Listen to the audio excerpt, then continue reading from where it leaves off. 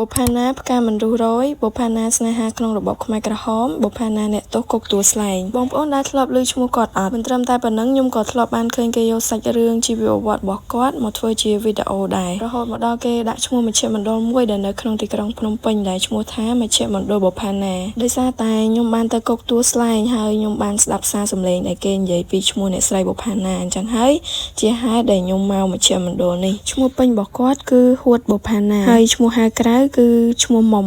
ប៉ុន្តែឈ្មោះដែលនៅក្នុងឯកសារសួរចម្លើយសារភាពហ្នឹងគឺឈ្មោះសេដាគាត់គឺជាកូនស្រីគ្រូបង្រៀនម្នាក់នៅក្នុងស្រុកបារាយខេត្តកំពង់ធំកាលពីគាត់មានអាយុ16ឆ្នាំឪពុកម្ដាយរបស់គាត់បានផ្សំផ្គុំគាត់ជាមួយនឹងបងប្រុសជីដូនមួយរបស់គាត់ដែលមានឈ្មោះថាហួតលីស៊ីថា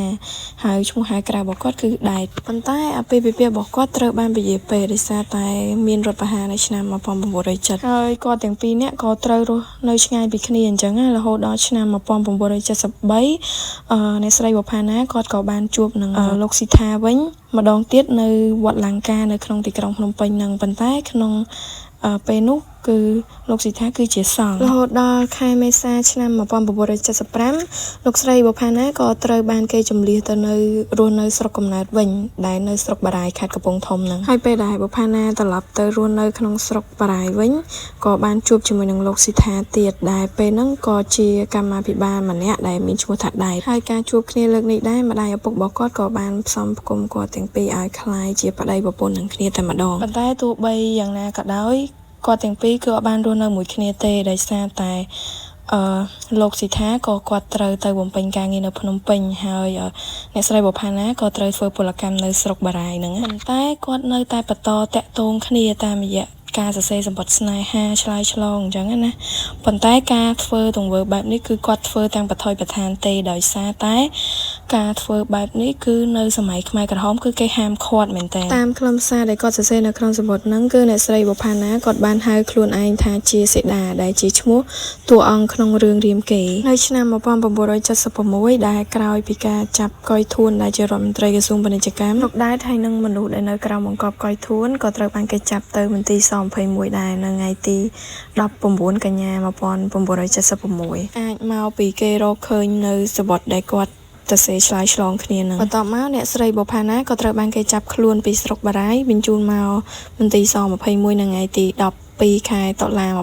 1976ដែរហើយនៅមន្ទីរឃុំឃាំងនេះគឺអ្នកសួរចម្លើយក៏បង្ខំឲ្យអ្នកស្រីសរសេរចម្លើយសារភាពរាប់រយទំព័រហើយក្រោយពីការឃុំខ្លួននិងសួរចម្លើយគាត់រយៈពេល6ខែ